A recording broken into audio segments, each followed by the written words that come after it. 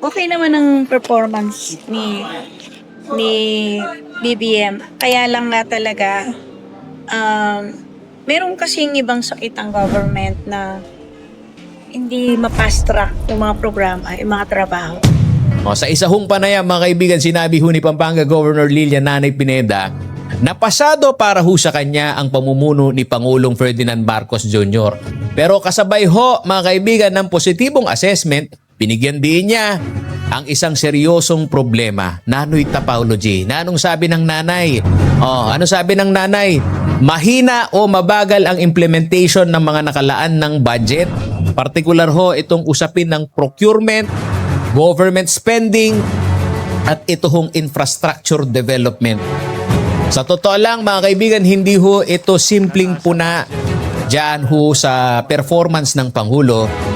At sa katunayan, maaari ho itong basahin bilang isang real talk assessment mula ho sa isang local chief executive.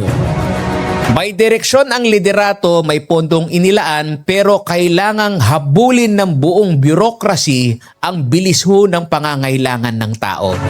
Pakinggan ho natin si Governor Lilian Nanay Pineda ng Pampanga. Abang na balen. Sana bigyan ng mga priority yung mga ospital, bigyan ng priority yung mga gamit ng mga ospital para yung mga preventive healthcare ng mga Pilipino masolban na. Dapat, lalo na yung mga ospital na unfinished, dapat bigyan ng priority. Siyempre, yung agrikultura natin, dapat lawakan nila yung pagpapagawa ng mga rice complex, tapos yung mga equipment para sa magsasaka.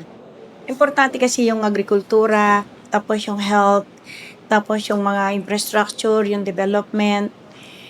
Lahat naman yun lang eh. Tapos yung mga school buildings na hindi natapos, yung unfinished, meron kasi mga inabandon, 3-story building, hindi natapos.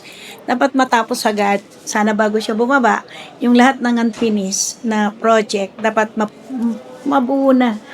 Kasi may mga tulay din na hindi tapos. Maraming karsada, maraming school buildings na hindi natapos.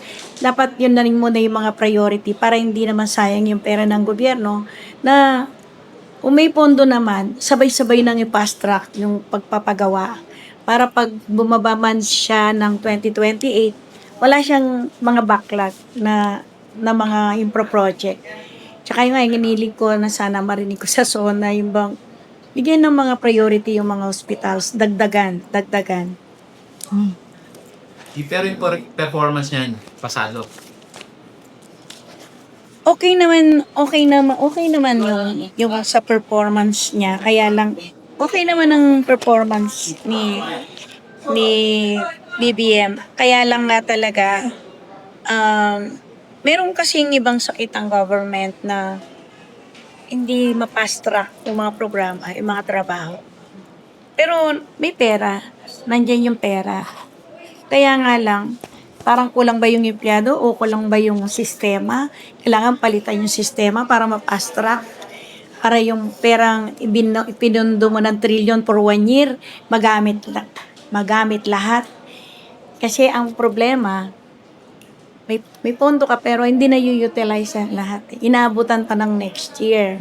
So siguro kailangan magdagdag ba o mag-outsourcing ka ng mga tao na para gagawa ng mga program support ng infrastructure o kaya sama mo yung private sector o mag-PPP ka para hindi lahat nakadepend sa mga national agency. Minsan kasi loaded na sila eh. Hindi na nila kaya minsan yung mga program. Biro mo ngayon, July na. Tapos ilang buwan na lang. December na. Wala pa nga tang na-implement yung kalahati ng budget na 2026. Kaya, yun siguro si Presidente, alam na niya ngayon kung ano yung mga lapses. Siguro ngayong SONA niya, inspect natin yung mga lapses na nung nakaraan. Sana sa SONA niya, meron ng mga solusyon na mabilis.